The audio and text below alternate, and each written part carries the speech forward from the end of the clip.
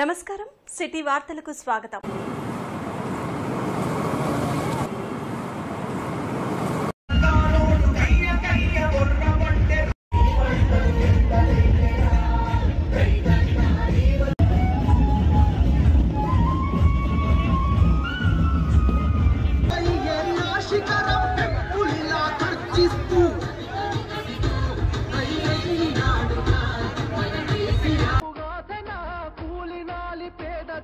తలెత్తుకొని బతికెనా కూలినాలి పేద జనం తలెత్తుకొని బతికెనా మల్లా పచ్చని పల్లెను కరువు గమ్ముకున్నదని కరువెక్కిన గుండెతోని బయలెల్లే కేసీఆర్ అదిగదిగదిగో బయలెల్లినాడుగా మన కేసీఆర్ సారు పేదోళ్ళ తోడుగా అదిగదిగదిగో బయలెల్లినాడుగా మన కేసీఆర్ సారు పేదోళ్ళ తోడుగా.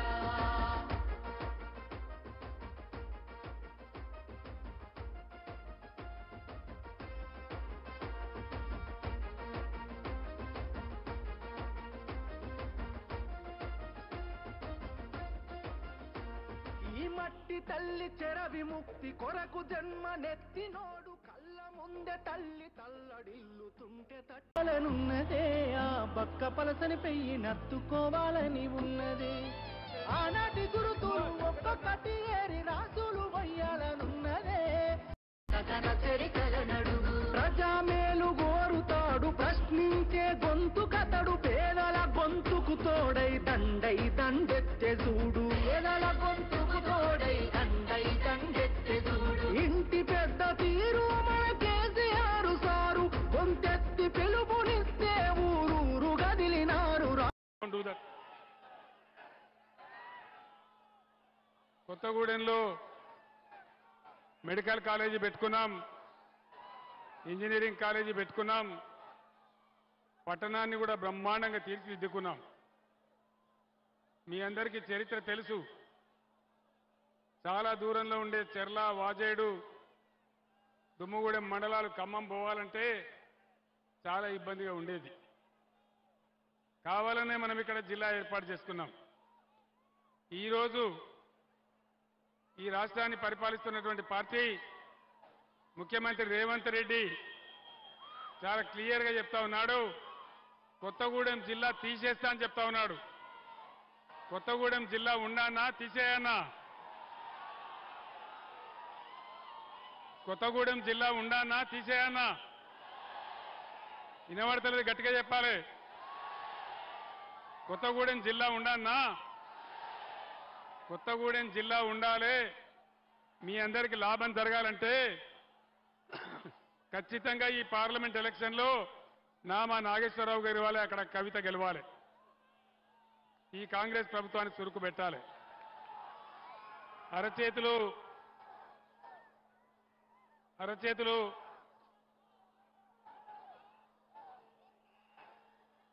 అరచేతిలో వైకుంఠం చూపించి అడ్డగోలు వాగ్దానాలు చేసి ప్రజలను దారుణంగా మోసం చేసింది కాంగ్రెస్ పార్టీ.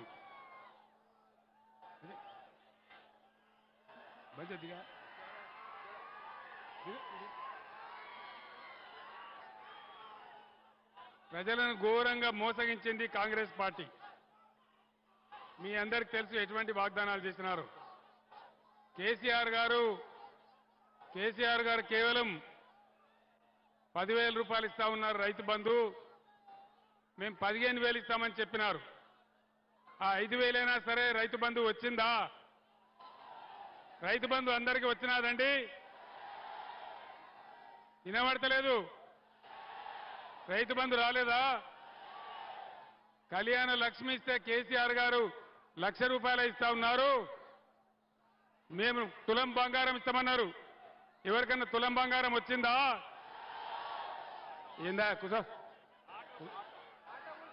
కూర్చోవా కూర్చో కూర్చో కూర్చో కూర్చో.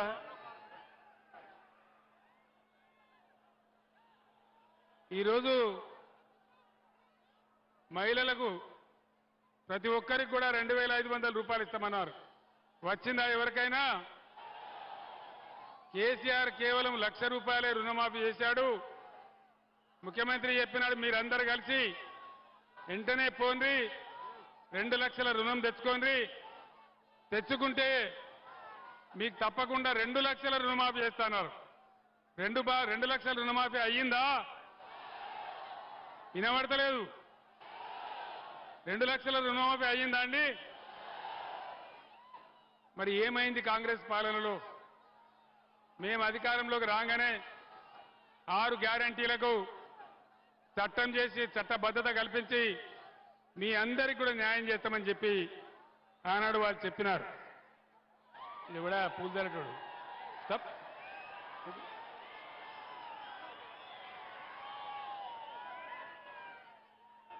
ఏది కూడా చేయలే, ఏ ఒక్క హామీ చేయలే. మరి ఏం చేస్తారు వీళ్ళు? ఆనాడు 24 గంటల కరెంట్ వచ్చింది రైతాంగానికి. ఈరోజు కరెంట్ వస్తుందా? కరెంటు కోతలు అవుతున్నాయా? మరి ఏమైంది కరెంటుకు? కేసీఆర్ ఉన్నప్పుడు ఒక రెప్పపాటు కూడా పోనటువంటి కరెంటు ఇప్పుడు ఎక్కడికి మాయమైపోయింది. ఇదే జిల్లాలో ఒక గిరిజన గూడెం ఉంటుంది పినపాక నియోజకవర్గంలో. బ్రహ్మాండంగా మిషన్ భగీరథ కార్యక్రమం పెట్టి ఒక చిన్న ఊరు, చాలా చిన్న ఊరు, గిరిజన గ్రామం దొంగతోపు అని చెప్పి ఒక చిన్న గూడెం ఉంటుంది. అక్కడికి కూడా నీళ్లు పంపించినాం. ఇలా మిషన్ భగీరథ నీళ్లు సక్రమంగా వస్తున్నాయా? వస్తున్నాయా? అక్కడ ఇబ్బంది జరుగుతూ ఉంది. అదేవిధంగా గిరిజన బిడ్డలకు 3 ఫేజ్ కరెంట్ ఇవ్వాలని బ్రహ్మాండంగా అందరికి కూడా, అదేవిధంగా గిరిజన బిడ్డలకు 3 ఫేజ్ కరెంట్ ఇవ్వాలని బ్రహ్మాండంగా అందరికి కూడా వ్యవసాయం జరగాలని, వాళ్ళ పంటలు పండాలని, వాళ్ళందరికీ కూడా కోట్లాది రూపాయలు ఖర్చు పెట్టి 3 ఫేజ్ కరెంట్ ఇప్పించినాం. ఇవాళ అక్కడ కూడా మోటార్లు కాలుతా ఉన్నాయి, పొలాలు ఎండిపోతా ఉన్నాయి, రైతులు బాధపడతా ఉన్నారు. ఈ విధంగా కొత్తగూడెం జిల్లాలో బీఆర్ఎస్ ప్రభుత్వంలో మొత్తం తెలంగాణ రాష్ట్రంలోనే అతి ఎక్కువ పోడు పట్టాలు ఇచ్చింది బీఆర్ఎస్ ప్రభుత్వం. 1,55,000 ఎకరాలకు పోడు పట్టాలు అందించినాం. వెంటనే రైతు బంధు కూడా వేసినాం, రైతు బీమా కల్పించినాం. ఇలా గిరిజన రైతులకు రైతు బంధు వచ్చిందా?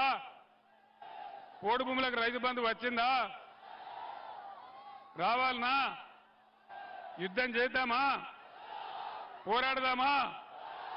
మరి మీరంతా సిద్ధంగా ఉండాలి. గిరిజనుల కోసం ప్రత్యేక గురుకులాలు పెట్టినాం, మైనార్టీల కోసం ప్రత్యేక గురుకులాలు పెట్టినాం, బీసీల కోసం, ఎస్టీల కోసం 1100 గురుకుల పాఠశాలలు పెట్టి వాళ్ళ బతుకులు బాగుపడాలని ప్రయత్నం చేసినాం. అక్కడ చదువుకున్న పిల్లలు బ్రహ్మాండంగా ఐఐటి, ఐఐఎం, ఎంబీబీఎస్, ఐఏఎస్ పరీక్షలకు కూడా పోతా ఉన్నారు. మంచి ఫలితాలు తెస్తా ఉన్నారు. ఈరోజు తెలంగాణ రాష్ట్రంలో నేను ముఖ్యమంత్రిగా ఉన్నప్పుడు ఓవర్సీస్ స్కాలర్షిప్ దళిత బిడ్డలకు, గిరిజన బిడ్డలకు, ముస్లిం మైనారిటీలకు అందరికీ కూడా 20 లక్షల స్కాలర్షిప్ ఇచ్చినాం. ఈరోజు 20 లక్షల స్కాలర్షిప్ ఇస్తున్నారా? ఓవర్సీస్ స్కాలర్షిప్ ఇస్తున్నారా? ఫీజు రియంబర్స్మెంట్ ఇస్తున్నారా? మరి ఏం చేస్తున్నారు? డబ్బులు ప్రభుత్వం ఏం చేస్తా ఉంది? దయచేసి మీరు ఆలోచన చేయాలి. గిరిజనుల కోసం చరిత్రలోనే ఎప్పుడు లేనటువంటి బంజారా హిల్స్లో బంజారాల కోసం బంజారా భవన్ కానీ, కుమ్రంభీం పేరు మీద ఆదివాసీ భవన్ కానీ కట్టినాం. ఎప్పుడైనా ఏ ప్రభుత్వం అన్నా కట్టిందా? కోట్ల రూపాయలు పెట్టి గిరిజన బిడ్డల కోసం రాజధాని నడిబొడ్డున 75 సంవత్సరాల స్వాతంత్రంలో మొదటిసారిగా బ్రహ్మాండంగా మీకు గిరిజన భవనాలు కట్టించినాం. మీ అందరూ కూడా ఒక ఆలోచన చేయాలి. కరెంటు కాట కలిసింది.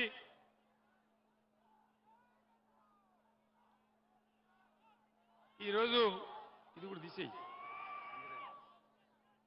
సింగరేణి బిడ్డలకు కూడా బీఆర్ఎస్ హయాంలో ఎటువంటి లాభాలు చేసినామో, ఏమేమి సాయం జరిగిందో మీ అందరికీ తెలుసు.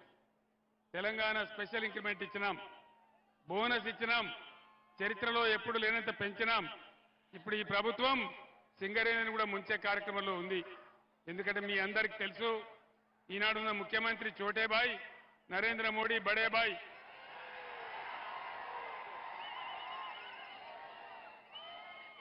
నేను ముఖ్యమంత్రిగా ఉన్నప్పుడు మనకు సింగరేణి బొగ్గు ఉండంగా కూడా ఇదే నరేంద్ర మోడీ మీరు అదాని ఆస్ట్రేలియా నుంచి తెచ్చేటువంటి బొగ్గు దిగుమతి చేసుకోవాలి అని నా మీద పంచాయతీ పెట్టినాడు.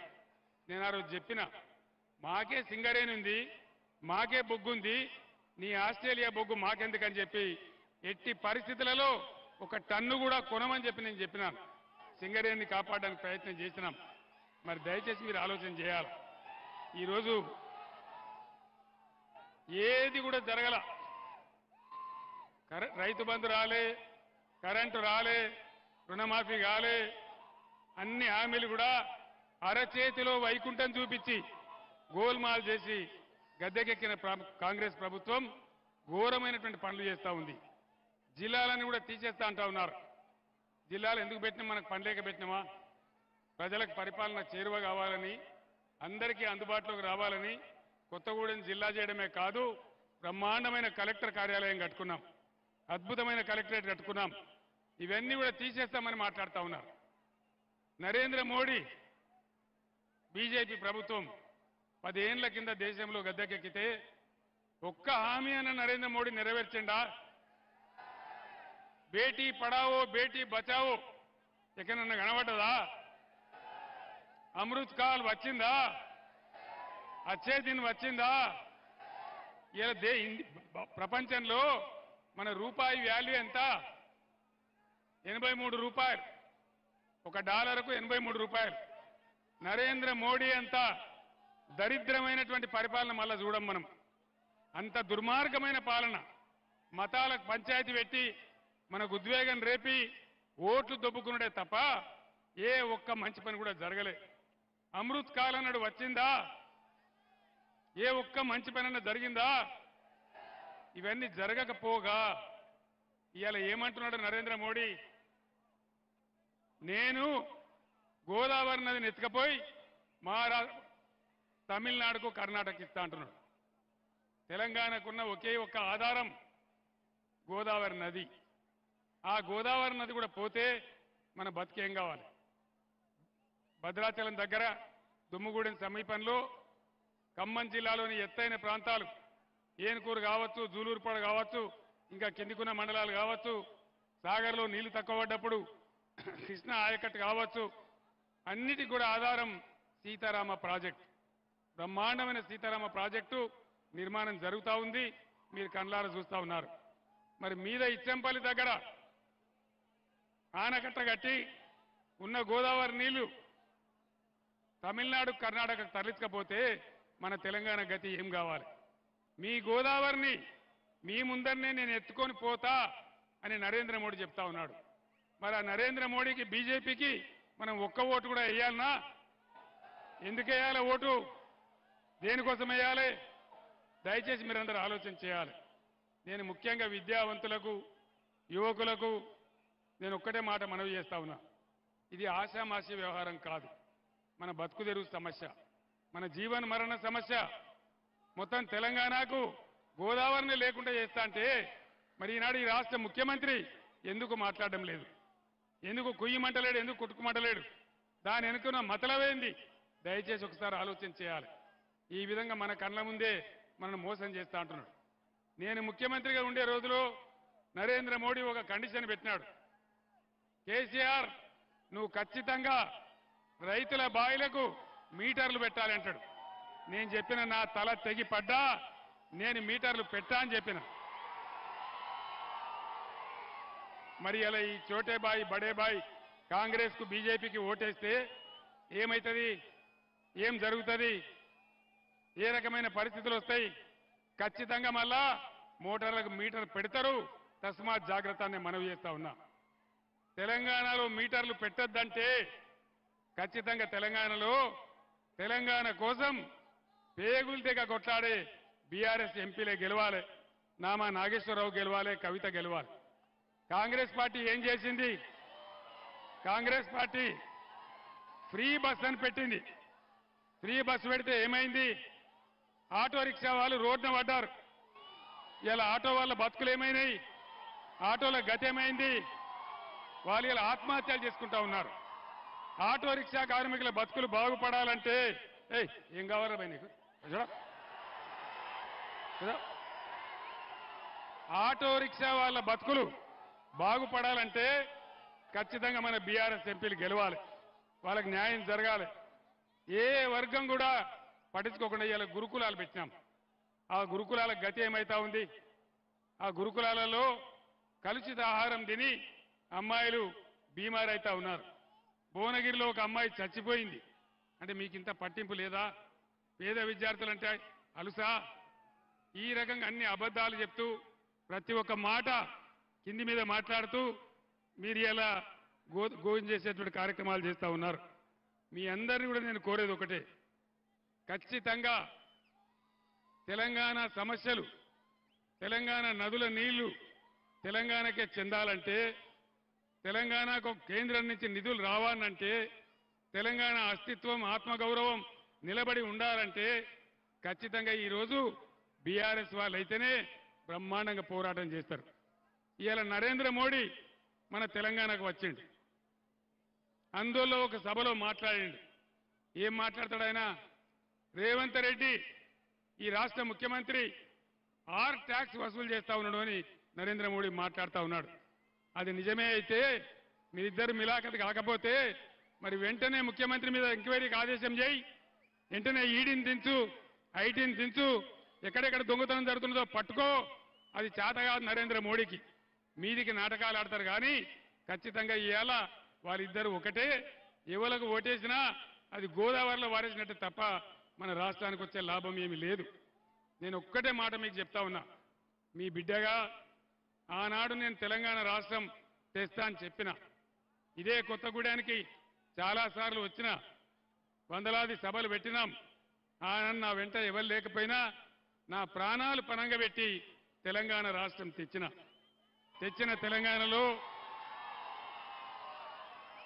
తెలంగాణలో కులం లేకుండా, మతం లేకుండా, ఏ వివక్ష లేకుండా అన్ని వర్గాల ప్రజలను పొట్టన పెట్టుకొని బ్రహ్మాండంగా తీసుకొని పోయినాం. శాంతి భద్రతలు అద్భుతంగా ఉండే.